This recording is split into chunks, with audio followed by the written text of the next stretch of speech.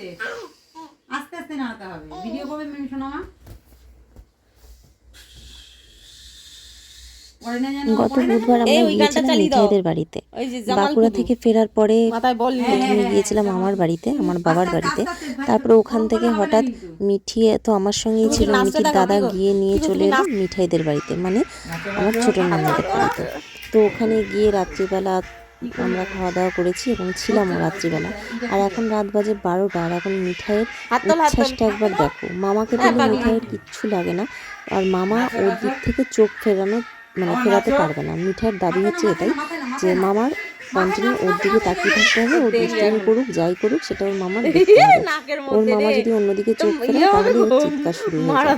তো ওর মামা সেই ওর দাবি মতো খেলতে লেগেছে ওর সাথে বল নিয়ে, আর মাথায় বল নিয়ে দেখো নাচ শুরু করে দিয়েছে মিঠাই। মামা যেমন করতে বলছে তেমনই করছে। আর পরের দিন মানে বৃহস্পতিবার আমরা গিয়েছিলাম পৌষ মেলাতে, বেলঘরিয়া পৌষ উৎসবে। আর এটা প্রত্যেক বছরই হয়। আর বৃহস্পতিবার দিনই উদ্বোধন ছিল, তো সেই উদ্বোধনের সময়ই আমরা হাজির হয়েছিলাম। মেলা হয়তো পুরোটা সব স্টল বসে উঠতে পারেনি, কিন্তু আমরা হাজির হয়ে গেছি। আর বৃহস্পতিবার দিন যেহেতু আমাদের ছুটি থাকে, মানে দোকানটা বন্ধ থাকে, তো ওর মামাও বাড়িতে থাকে, মানে তোমাদের দাদা, সেই জন্য সবাই মিলে একসঙ্গে গিয়েছিলাম। প্রথমে গিয়েছিলাম একটা চায়ের থেকে, সেখানে কিছুক্ষণ চা খেয়ে আড্ডা মেরে তারপরে গেছি আমরা পৌষ উৎসবে। আর এখানে গিয়ে দেখছি কি সুন্দর সাংস্কৃতিক অনুষ্ঠান হচ্ছে, উদ্বোধনী সঙ্গীত হচ্ছে, উদ্বোধনী ডান্স হচ্ছে, খুব সুন্দর লাগলো। তো সেই জন্য আমরা এখানে কিছুক্ষণ দাঁড়িয়ে প্রোগ্রামটা দেখলাম। আর এই প্রোগ্রাম দেখে মিঠি চুপচাপ বসেই ছিল, কিন্তু মিঠাই খুব নাচ শুরু করে দিয়েছে ওর বাবার কোলেই। তো মিঠাই একটু বেশি আনন্দ পেয়েছে, সেই জন্য না এখান থেকে যতবার ঘুরে আসতে চাইছি মিঠাই চিৎকার শুরু করে দিচ্ছে। তো মিঠাইয়ের জন্য একটু বেশিক্ষণ সময় ধরে এখানে আমরা দাঁড়িয়েছিলাম আর উপভোগ করছিলাম। তোমাদের জন্য রইল পুরো ভিডিওটা, তোমরাও দেখো। যেহেতু কপিরাইটের ব্যাপার থাকে সেই জন্য পুরো গানটা আমি এখানে দিতে পারছি না, তার জন্য সরি চেয়ে নিচ্ছি আগের থেকেই।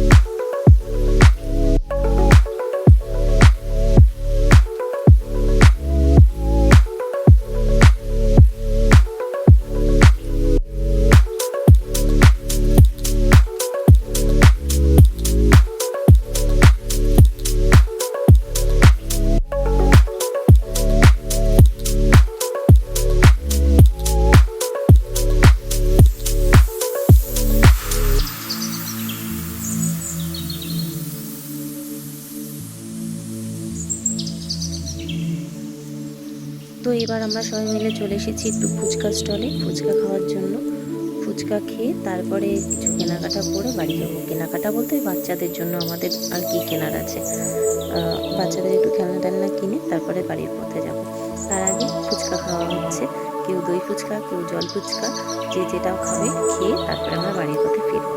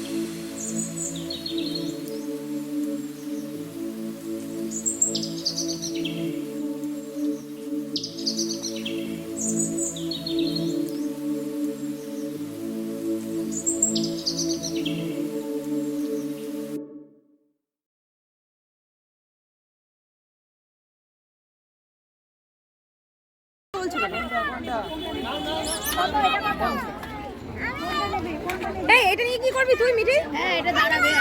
স্পাইডারম্যানটা নেবে? অন্য কিছু নিক।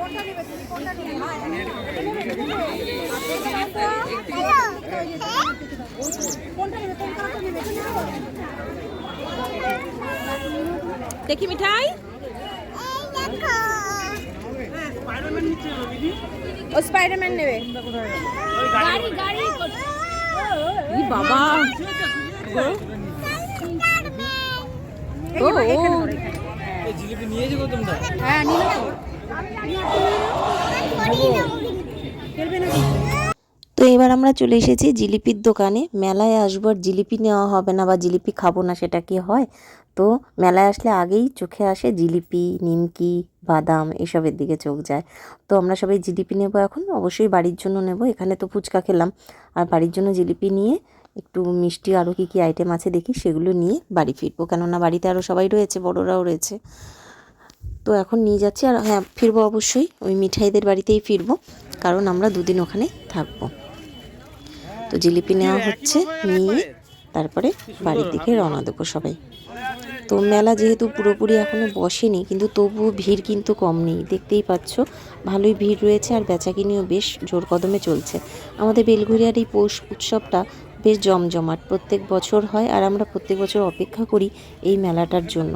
একদিকে বৈশাখ মাসে হয় একটা বৈশাখী মেলা, সেটার জন্য যেমন অপেক্ষা করি, এই শীতকালের এই পৌষ মেলাটার জন্য কিন্তু আমরা অপেক্ষা করি।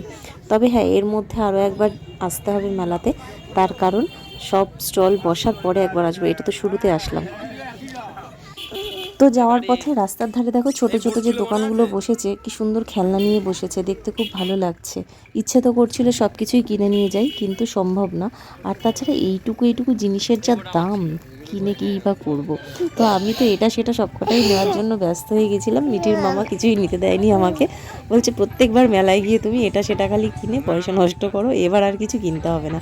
আর দেখো এই যে এইটুকু একটা জিনিসের দাম 50 টাকা, আমি তো দাম শুনেই রেখে দিলাম যে দরকার নেই, 50 টাকা দাম এইটুকু একটা জিনিসের।